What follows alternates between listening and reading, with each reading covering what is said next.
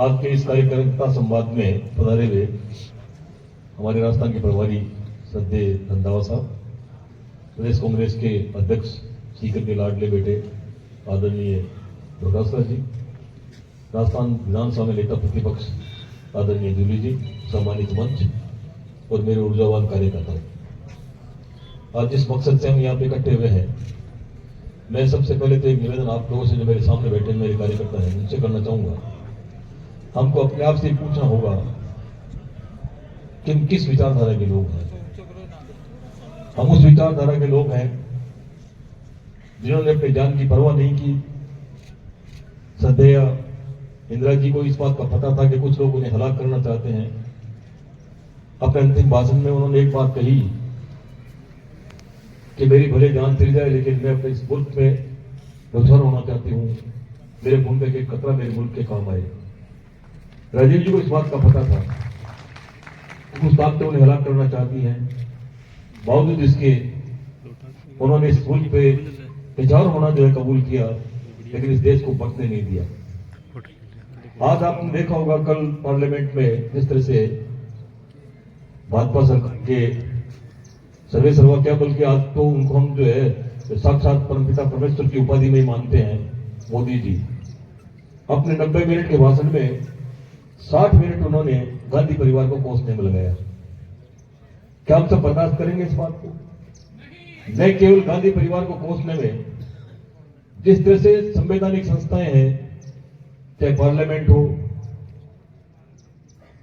Supreme court हो, चुनाव आयोग हो, ईडी हो, सीबीआई हो, इनकम टैक्स हो, इन सबको अपने साथी के रूप में जिस तरह से वो इस्तेमाल कर रहे हैं, इसके बावजूद भी हम उसे बर्दाश्त कर रहे हैं।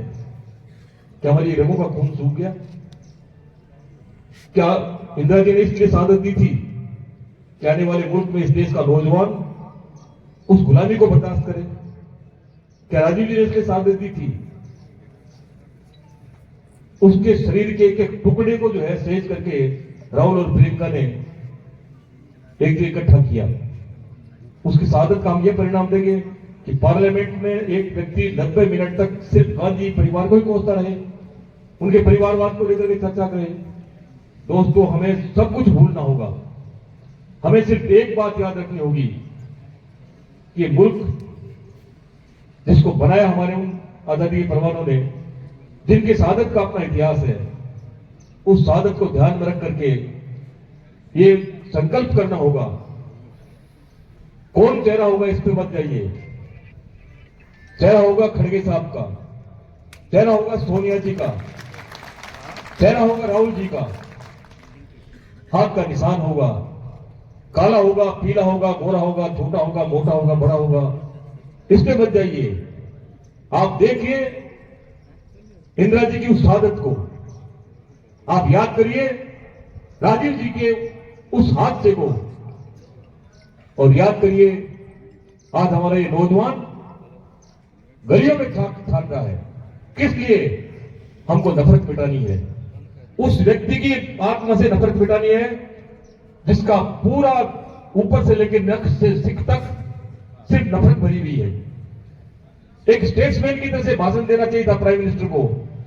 स्टेट्समैन के भाषण देने के बजाय उस व्यक्ति ने पूरा नफरत का अपना जो नख से सिख तक जो उसके अंदर नफरत भरी हुई थी, उस नफरत को उसने पार्लियामेंट में उड़ेला। हमारे इस पार्लियामेंट का ये इतिहास कभी नहीं रहा। दोस्तों, मैं भी बहुत लंबे समय से राजनीति में हूं। मैंने पार्लियामेंट के प्राइम मिनिस्टर्स की स्पीच भी सुनी है और भी बड़े नेताओं की स्पीच सुनी है। इस तरह से किसी एक परिवार को कोसने का काम शायद ये पहला व्यक्ति है। और अब यदि आप चूक गए तो याद करना उस काल को जिसमें हम गुलाम कहे जाते थे। यदि वो गुलामी पसंद है तो मुझे कोई एतराज नहीं। यदि गुलामी पसंद नहीं है, राहुल, सोनिया, प्रियंका, इंदिरा जी, राजीव जी, उनकी शहादत के बारे में यदि लेस मात्र भी यदि आपके मन में दर्द है, तो इस सामने जो हमारे नेता बैठे हुए खड़गे अपने रंधावा साहब, डोटासरा साहब और हमारे नेता प्रतिपक्ष, मुठ्ठियां कस लो और संकल्प ले लो कि वो उस कैंडिडेट को चुनाव में जिता करके पार्लियामेंट में भेजना है। और इस अस्थायी सरकार को जिसके अंदर पूरी तरह से नफरत बनी हुई है, तो देश को बांटना चाहती है, देश के भाईचारे को खत्म करना चाहती है, देश में धार्मिक उन्माद पैदा करके देश को खंड खंड करना चाहती है। एक व्यक्ति तो ये कह रहा है कि कांग्रेस ने टुकड़े कर दिए। मुझे शर्म आती है ये कहते हुए कि देश का प्राइम मिनिस्टर, जिसकी जुबान पे इस तरह के हल्के और नोचेल बात मैं कल्पना भी नहीं कर सकता। मन में एक द्वारा सी धधक रही है।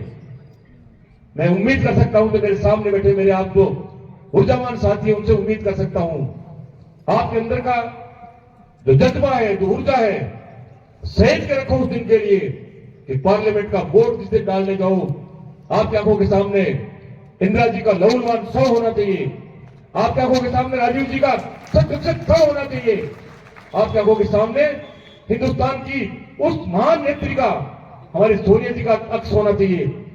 आपके जहन में हमारे लाडले सपूत तो हिंदुस्तान का सपूत है, हिंदुस्तान को एक करना चाहता है, तो ये कह रहा है मुझे कुछ नहीं चाहिए, मुझे सिर्फ चाहिए हिंदुस्तान की आजादी चाहिए, हिंदुस्तान में संवैधानिक संस्थाओं का अस्तित्व चाहिए।